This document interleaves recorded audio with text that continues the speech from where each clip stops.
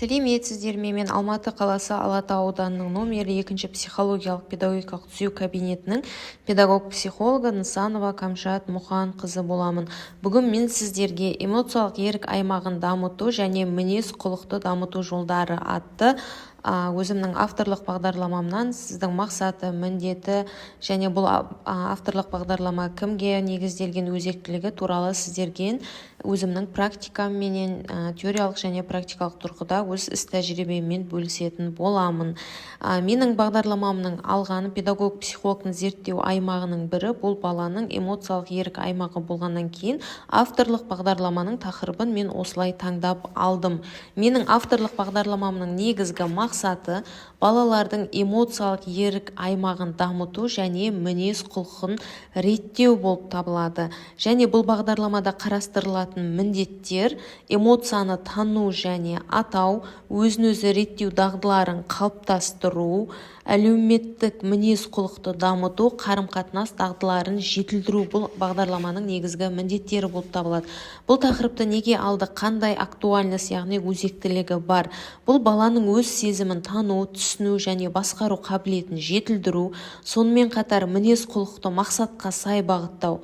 Бұл қабілет тұлғаның өзін-өзі реттеу жүйесінің өзегін құрайды. Эмоциялық интеллект, эмоциональный, интеллектуальный человек деген ұғым бар қазір, ұғымы осы бағыттағы ең жоғарғы ұғым болып табылады, ерекше мәнге ие. Бұл адамның өз эмоциясын сезіну, басқалардың көңіл күйін түсіну және осының негізінде өмірлік дұрыс шешім қабылдау алу қабілетін сипаттайды.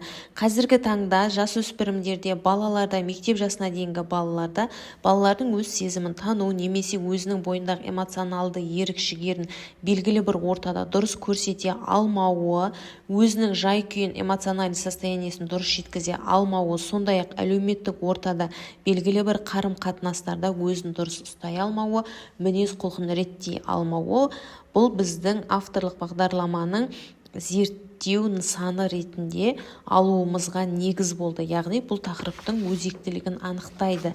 Қазіргі таңда неге бұндай мәселелер шығып жатыр? Қоғамның қарқынды дамуы, ақпараттық жүктеменің артуы, әлеуметтік желілердің ықпалы балалар мен жасөспірімдердің эмоциялық тұрақтылығына әсер етуде. Сондықтан да жас тәрбиеленуші ұрпақта мінез-құлықтағы бұзылыстар мен мінез-құлық қиындықтары жиі кездеседі. Көптеген жағдайда өз эмоцияларын түсіне алмайды. Ашу мен қорқыныш, қобалжу мен күйзеліс сияқты сезімдерді дұрыс басқара алмайды. Бұл бағдарлама негізі қандай топтарға арналған? 2 және 6 жас аралығындағы балалар, сөйлеу тілінің кешеуілдеуі, қарым-қатынаста және әлеуметтік қарым-қатынаста қиындықтары бар балаларға, мінез-құлық бұзылыстары бар балалар мен эмоциялық тұрақсыз балаларға арналған бұл бағдарламаның негізгі бағыты. Бағдарламаның құрылымы диагностика кезеңінен түзету дамыту жұмыстарынан және қорытынды бағалаудан тұрады.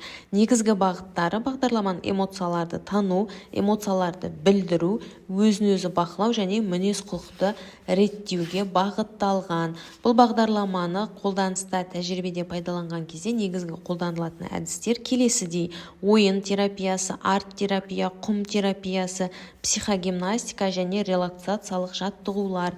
Бұның барлығы менің іс тәжірибемде нәтиже беріп жүрген әдістер болып табылады. Бұл бағдарламадан негізгі күтілетін нәтиже қандай? Балалар эмоцияны таниды және атайды, ашуды, қорқынышты басқаруды үйренеді, әлеуметтік қарым-қатынас жақсарады және мінез-құлқы тұрақтанады.